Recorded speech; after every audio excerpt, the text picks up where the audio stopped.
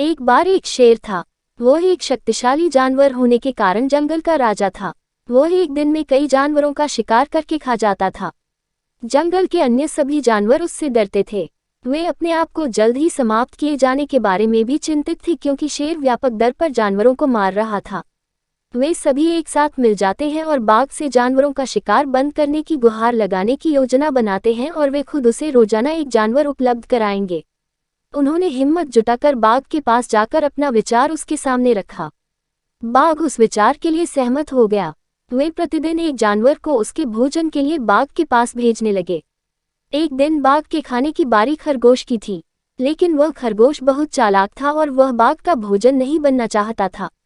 वह बहुत धीरे धीरे बाघ की गुफा की ओर चल पड़ा। वह भी अपने तरीके से सो गया, और इस तरह खरगोश के बाघ की गुफा तक पहुंचने में शाम हो गई। बाघ लंबे समय से अपने भोजन की प्रतीक्षा कर रहा था, जिससे उसे गुस्सा आ गया और उसे बहुत भूख लगी, और खरगोश को देखकर वह गुस्से से चिल्लाया कि उसे बहुत भूख लगी है और उन्होंने अभी एक बहुत छोटा खरगोश भेजा है।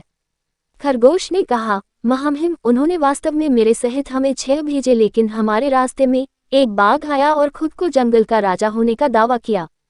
उसने 5 खरगोश रखे और मुझे तुम्हारे बारे में बताने के लिए भेजा। ये सुनकर बाघ गुस्से से भड़क उठा और खरगोश से कहा कि उसे उस बाघ के पास ले चलो।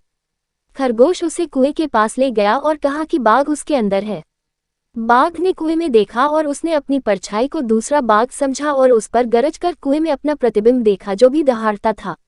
उसने सोचा कि बाघ उस पर वापस दहाड़ रहा है और उसे लड़ाई के लिए आमंत्रित कर रहा है, और इस तरह वह कुएं में कूद गया, डूब गया और मर गया। इस तरह खरगोश ने खुद को और अन्य जानवरों को बाघ के हाथों मारे जाने से बचाया।